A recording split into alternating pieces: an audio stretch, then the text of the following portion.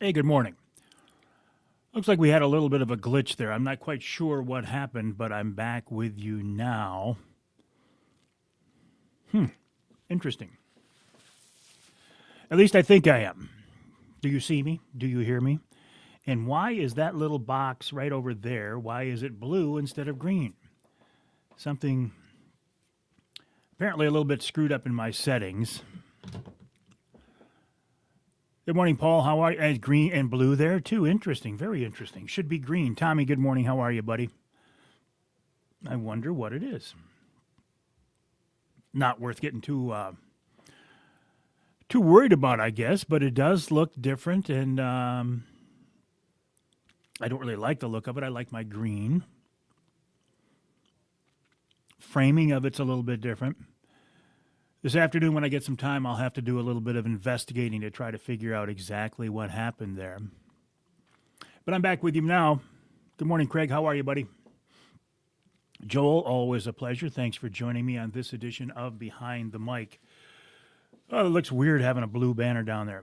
Mike, me, behind the mics, plural. This one, the one you're hearing me on right now, my social media microphone, and this one, my official broadcast microphone that you won't hear, but the listeners of the radio show and the podcast version of the radio show will hear.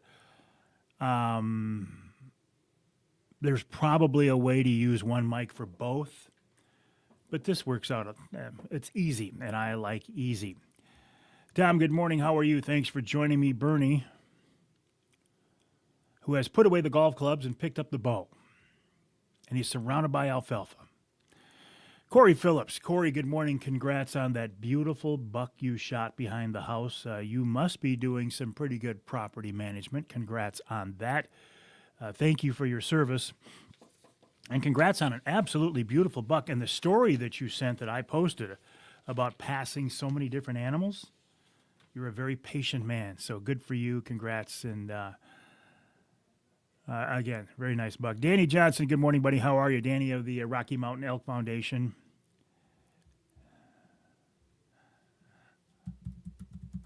I got a quick text to my daughter.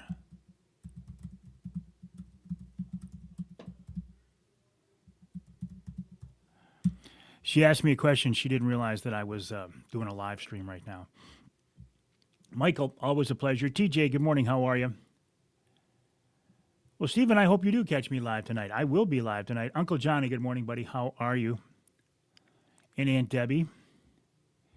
Been way too long since we've seen each other, but looks like it's going to be a little bit longer with things that are going on. Johnny Bowler, the Bear Whisperer. How are you, buddy? Tony, congrats on that beautiful Sterling area buck. You are a hardcore and very, very good outdoorsman. Between your summertime walleye fishing, your crow hunting, and your deer hunting, you are the real deal, my friend. Nice buck. Congrats. Randy, good morning. How are you? I have not had a chance to hunt since we've last talked. I was going to. I had planned to hunt. But then family things happened. My daughter and son-in-law came to visit, and they brought our new grandson. He's only a year old, so he's still new, Bob. And so I was not able to hunt Sunday or Saturday. And then there was another event, a family event, that we knew that was coming, but it was scheduled for later in the week. That got moved up to earlier in the week. And because of that, I wasn't able to get out and hunt. But you know what? I've been thinking about this and thinking I'm actually going to address this on the radio show. This outdoor passion we have, this outdoor lifestyle that we love so much. And it's so very, very important to us. And even though sometimes of the year it might seem all consuming in that that's all we do and that's all we think about and that's all we plan for, it's sometimes during the year it becomes secondary due to other obligations, whether it's a work obligation or a family obligation. Now, in my case, I'm pretty darn lucky that I can almost always justify a day on the water or a day in the field or the woods because I can say it is work related.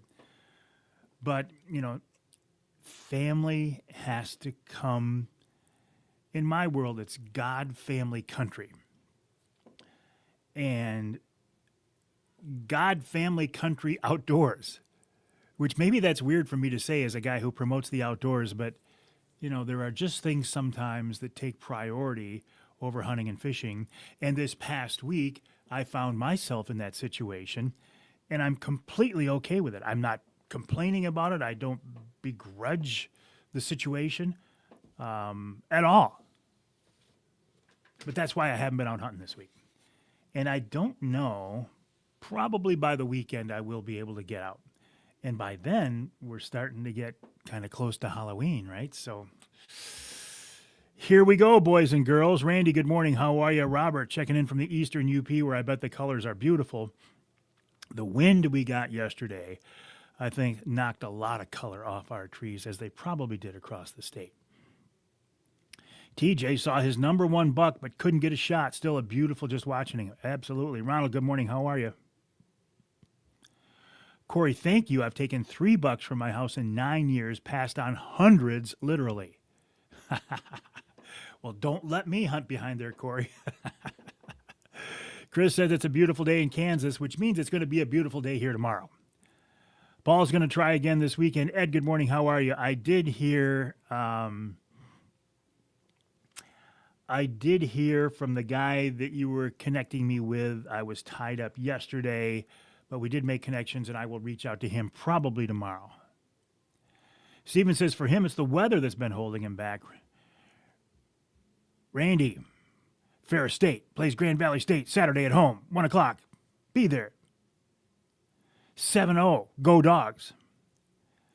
Randy also got his buck third day of the season, an 8-point. I haven't seen a picture of it. Ugly Dog Distillery. I love that. Good morning. How are you? Where are you? Past Peak, Robert says. Past Peak. Okay, well, that makes sense. Small bucks are getting a little frisky. Cliff, always a pleasure. Thanks for joining me. Tim, same thing. Brian, good morning. How are you? The weather is interesting. We're finally getting the rain that we need so badly, have needed so badly. Jim, good morning, buddy. Now, I'm hoping all my farmer friends got everything done, everything in, everything harvested while it was still dry. Though our food plots are glad to see this rain, my farmer friends are probably like, oh man, we were right in the middle of things. Joe Marion. Good morning, buddy. How are things on the left side of the state? Joe Marion, a very interesting guy, a very, very good guy, a friend of mine, a guy who has made his living doing many interesting things, including a career in the Coast Guard, which I've always thought being a Coastie would be a very, very interesting job, career. So, Joe, thank you for your service. Jeff Hammond, thank you, Jonathan. I appreciate that. Jeff Hammond, thank you for your service. Jeff, a public service servant for many years before he retired, not in the military, but serving us and protecting us in other ways. These days, he's just a hunting and fishing fool. That's what he does. He loves warm weather, hot weather. He loves Florida. He loves the Keys. Every once in a while, he comes back home to Michigan. Chelsea. Okay, you are the guys. Okay, Ugly Dog Distillery. Chelsea, Michigan, holding our 3rd annual buck poll this year, November 15th. Ugly Dog Distillery, you are the folks that Mike Mitchell was telling me about. Okay, now I'm putting 2 and 2 together. Thank you for joining me. Appreciate it. Renee, finally getting out of the woods this weekend. Good morning, Amy. How are you? Johnny Bowler, how is the bear meat, Craig Plowman? Randy, a friend of mine won a Ruger 9mm carbine rifle. Can he use it for hunting? I don't know. Hunting what? If you're talking deer hunting, yes, he can. I'm quite sure he can because it's big enough. Let me check a real quick. We don't want 100. Oh, my God.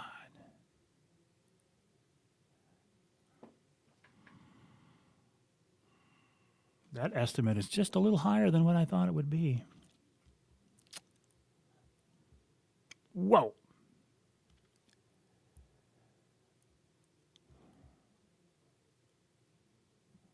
Whoa. Actually, about twice what I thought it would be. Anyway, I think a 9mm is big enough for hunting deer.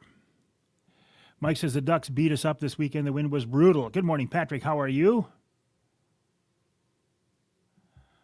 Chris, didn't forget about showing you my old school, but I was a tad bit busy. I had to dig 20 feet of sewer pipe. I got you, the old school rifle. Robert says, they're giving a shout out to Coast Guard. Johnny Bowler, very good. Judy, good morning. How are you? Corey is headed down to Lake Erie for the fall brawl and the slam action real soon.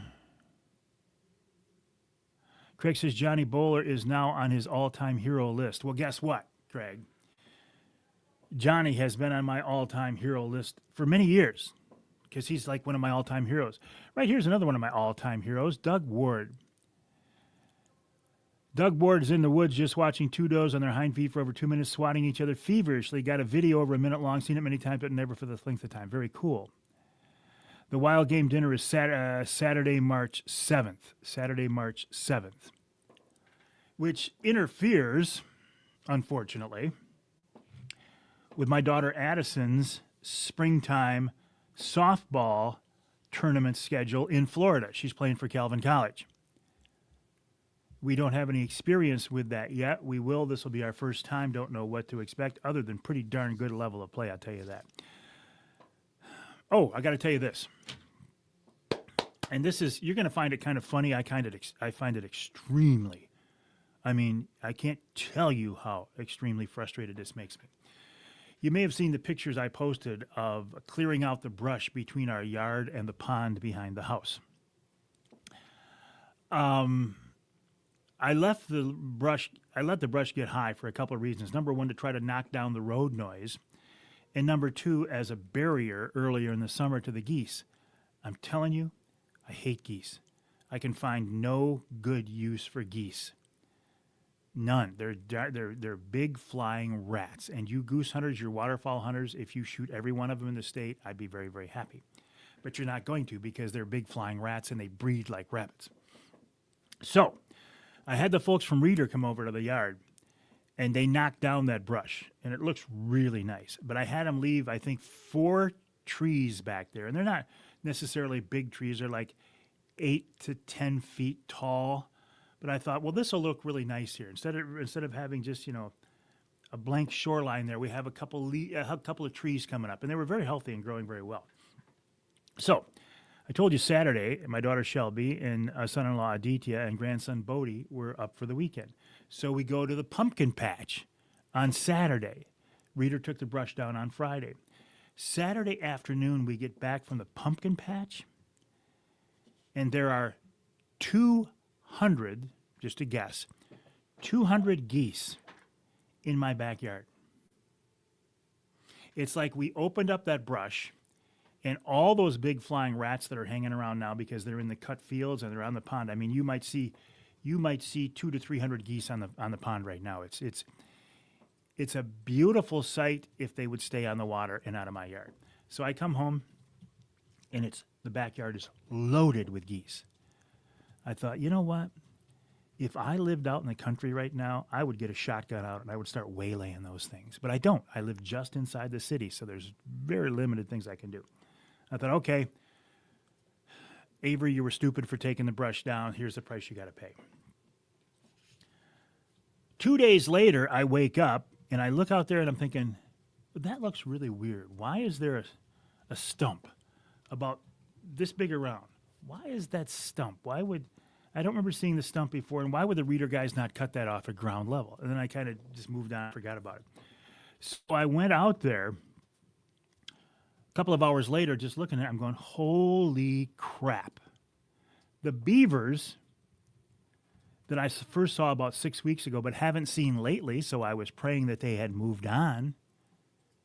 The beavers came up there and cut down my trees that I had left standing up, that Reader left. So my ornamental trees, decoration trees, whatever, they cut them down and they dragged one of them off, and the other one was just cut down there laying. And I thought, you rats. Now I will tell you this, and I think I will actually say this from the on. I think I will say this on the air too, because I don't know how much trouble I can get in for talking about something that I haven't done. If I lived out in the country, I would have a way of dealing with those beavers. If that was a private pond behind my house and I was out in the country, we would have no more beaver problem. They would be gone. But since it is a public pond, and since I live just inside the city limits, I am technically limited in what I can do. Now, I have put a call out. She did throw me a curve. I called a trapper. Temporary laser light. Laser light. Huh. I called a trapper, and because I'm in the city, he can't trap them. Technically, I said, do you have a live trap? And we'll just live trap them out of there. He said, nope, I don't have a live trap for beavers.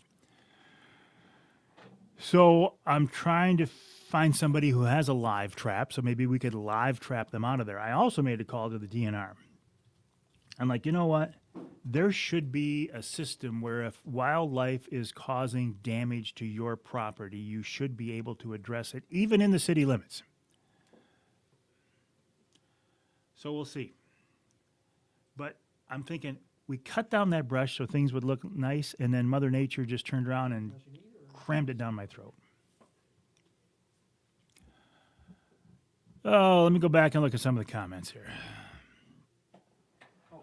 Scott Keatsman, Colorado, beautiful bull elk on public land. What an experience. Very cool. I'm not going to Ohio this week. All right, Johnny, have a good day. You too, Paul. Yeah, Jen, laugh all you want. Joe, good morning. How are you? Jim, good morning. She didn't throw me a curve. What she did was she turned around. Here's what Mother Nature did. She didn't throw me a curveball. She had me go down by the water's edge, and she had me bend over. That's what Mother Nature did. Temporary, a laser light works great. You can use it from your house. I will try that.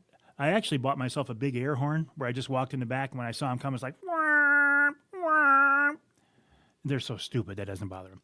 Am I going to the AQ demo this weekend? I am not, Scott. I will shoot you a text later on explaining why. I don't know what 3:30 means. Walleye Zone, good morning. How are you? That would be Lance Valentine. Fire danger to the ice storm? No, I have not. Getting back at me for hunting their friends. 3 a.m. Exactly, Tim. That's what I was trying to say. Thank you for your eloquence. Coming up on this week's Outdoor Magazine radio show. 2 minutes. Thank you, Jonathan. My first guest this week is Glenn Duncan of Duncan's Outdoor Shop in Bay City. Talking about a topic, and when I tell you what it is, you might say, Avery, it's kind of early. Why are we talking about this already? It's not early. Sighting in your deer rifle. Sighting in your deer rifle, because you know what? If you wait until the first week of November or the second week of November and do it, you're going to run into crowds. So do it now. Then Tom Campbell of Woods and Water News checks in, and we have not talked to those folks for a while, talking about, I'm sure, their November edition. In our second hour, Jake Romanek of Fishing 411 on fall fishing big water for walleye, and specifically, I'm thinking Lake Erie and Saginaw Bay. Then, this will be an interesting conversation. Mike Mitchell, who is the new interim CEO, Chief Executive Officer, the boss at MUCC, Michigan United Conservation Clubs. He is temporarily replacing Amy Trotter. A lot of things to talk with him about. In our third hour, one of the best extreme long-range shooters in the world, Paul Phillips. And then we'll wrap it all up with Wild Game Chef Extraordinary DC Dave Miner. Jay, beaver's very destructive. Trapping season opens soon. Yeah, they're very, very destructive. And when I walked out there and saw that geese get a bad rap, I don't care what they taste like. I don't care what they taste like. I hope for all you people who like them, they taste like filet mignon. But I just can't stand it. David, good morning. How are you? Okay. 10, 9, Oh, you're serious about this, huh? 7, John's like, no, we're really going to do this. 5, 4, 3, 2, 1. Blasteth offeth. All right, my friends, I need to change my focus here from this live stream where I can directly, or at least more directly, interact with you to recording the first segment of the radio show. So I will not be able to directly and immediately answer your questions or your comments. But I will be back here tonight at 7 o'clock for another edition of Wednesday Night Live.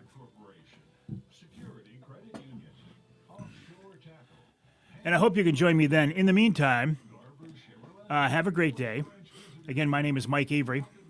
This is Behind the Mic. The show, the radio show, is called Outdoor Magazine. My Wednesday night live stream is Wednesday Night Live. All right, my friends, have a great day. Well, thank you, Ken Hunter, for that introduction, and welcome. Welcome to another edition of the Outdoor Magazine radio show. Right here on the Outdoor Magazine radio network on more than 30 radio stations across this great state of Michigan. And so glad to have you along with us as we continue this weekly celebration for 3 hours. I'm here in the radio studio at this microphone talking about promoting, encouraging people to get involved in the outdoor lifestyle, hunting and fishing and shooting and trapping. We talk about that, wildlife issues, conservation issues, even some wild game cooking. Many of you who listen to me are already in that group. You are people who live this outdoor lifestyle. You can't wait to get on the water or in the woods or in the field. And thank you. Thank you for listening. But you know, the people that I really enjoy hearing from are the folks who do not hunt, fish, shoot, or trap, but they listen to this show anyway because they say, well, my dad used to, my uncle used to, my mom used to, you know, I used to it back in the day, and so I find the topics interesting. Well, that's thank you. But the folks who say, I just don't do it, never have, but I find the topics you talk about interesting. I find your guests interesting. And I really thank you for listening. That means a lot to me. Here in our state, the outdoors is more than just a place to go. It's more than just some place to visit on the weekends. It's part of our culture. It's part of our history. It's part of our psyche. It's part of who we are. And it's been this way for generations. That's one of the reasons, I don't want to get too far off topic, but that's one of the reasons I support the Michigan Wildlife Council and their Here for Generations campaign, because they want to keep this way of life going for generations. To me, it's not only part of our state's culture and state's history, but it's part of my family history.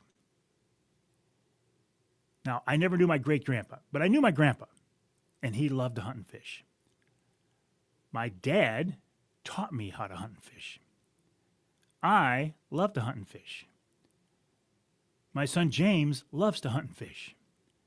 My grandkids, many of them, love to hunt and fish. So that's what? My grandpa, my dad, me, my son. That's 5 generations right there that I know of in the extended Avery family who are hunters and anglers. So for me, it's very personal. And as much as it means to me and as much as I love it and as much as I've been blessed to be a part of this outdoor lifestyle and to make a living from this, I haven't been out hunting this last week. Even for me, I have a very flexible schedule, and I can more often than not justify a hunting or a fishing trip saying, hey, it's part of my work. I have to have something to talk about. I have to shoot some video. I have to shoot some pictures. I have to post some content on social media. I didn't go out last week. My son James did. My granddaughter Addison did. My grandson Trent did. They all saw a deer out on our lease property. I didn't go because in my world, and this might be the same for you, the order might be different, but you have certain hierarchy, right? In my mind, in my world, it's God, family, country, outdoors. So even for me, for me, the outdoors is not at the top of this pyramid. It's God, family, country, outdoors. In this last week, a lot of family things, big family things, wonderful family things. My daughter Shelby, my son-in-law Aditya, my newest grandson Bodie, they came up for the weekend. So we went to the pumpkin patch, and it was a riot. Another event that kept me out of woods. We knew this one was coming up. Thought it was going to be later in the week, but it got rescheduled for earlier in the week. Kept me out of the woods, and that's okay. I have had plenty of time on the water and plenty of time in the woods, and God willing, I will have plenty more time in the woods. But I guess I'm just saying that you have to have priorities in your life, and sometimes those priorities change in the short term. Will my long-term priorities ever change? I don't think so. I can't see myself moving that God, family, country, outdoors pyramid. I don't see that changing. But I'm looking forward to getting out now with the weather getting out hunting, deer hunting. With the weather being cooler, boy, we've had some badly needed rain, haven't we? I hope all my farmer friends got everything done before the rains came in. Here's an interesting story for you. You're going to find this funny. I would find it funny if it was somebody else telling it to me too, but because it happened to me, I don't find it funny at all. Last week, back up a step. I've been telling you about my long-term battle with big flying rats behind the house. And what are big flying rats? Big flying rats are Canada geese. They're not Canadian geese because they're not citizens of Canada. They're Canada geese. And I have an ongoing battle with geese on the pond behind the house. If they stay on the pond, they're fun to watch. I don't mind them out there at all. But when they start coming up in the yard, making messes, okay. That's one of the reasons why I let the brush behind the house going into the pond, I let that brush grow up. I mean, it got pretty thick and pretty gnarly. And because of that, the geese wouldn't come through there. I thought, okay. And I did that for road noise. I wanted to knock down the road noise, and I didn't want the geese coming through there. But eventually it got to the point where it's like, you know what? We can't even see the pond. Let's thin that out. I was going to do it myself, and I said, no, I'll bring the guys from Reader in there. They'll bring in, some young guys, and they'll knock it all out in a couple hours. And they did. And it looked great. And I had them leave four, if I remember right. I had them leave 4 trees. Not full-grown mature trees, but like 7 to 10-foot trees that were in really good shape. They were hidden by the brush before you couldn't see them. I said, leave those down there because this is going to be nice. It's going to look really, really good. So they did. They did that on a Friday. Looked great. On a Saturday, we go to the pumpkin patch. Come back.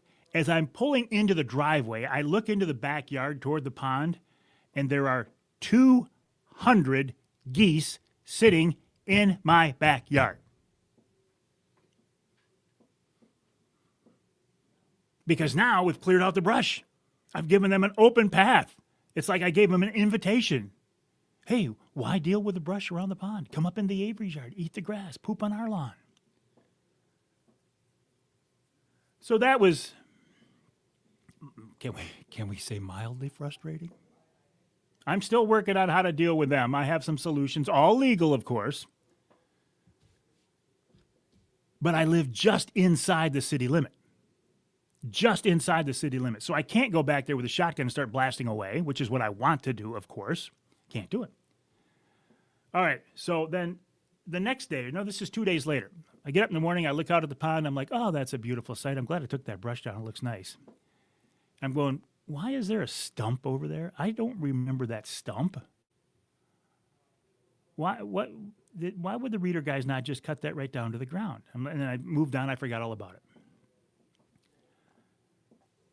I go out to the pond a couple hours later just to kind of look at our handiwork and enjoy the scenery, and I'm going, holy cow. About 6 weeks ago, I had seen 2 beavers that moved into the pond. And I thought, ooh, again, they're not. It's nice to have them out there, but they can be very, very destructive. I know they're just doing what beavers do, but they can cause a lot of damage.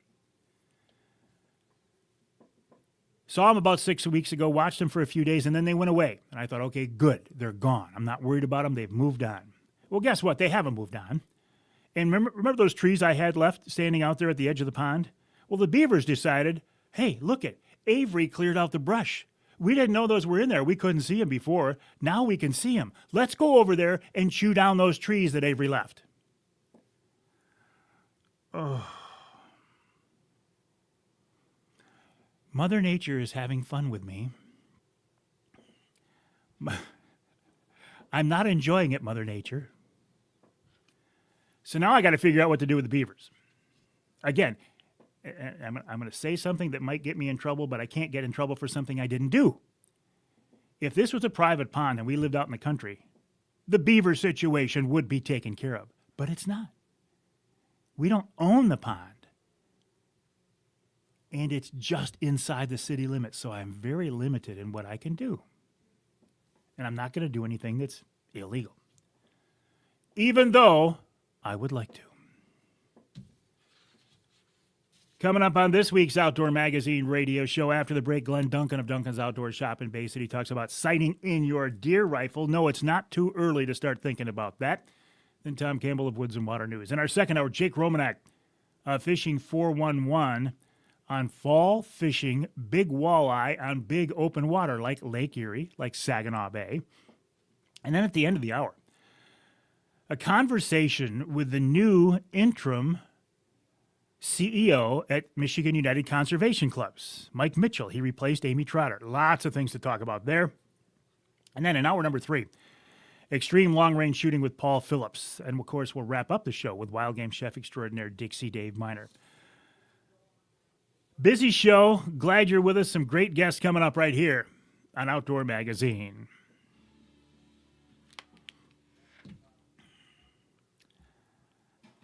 All right.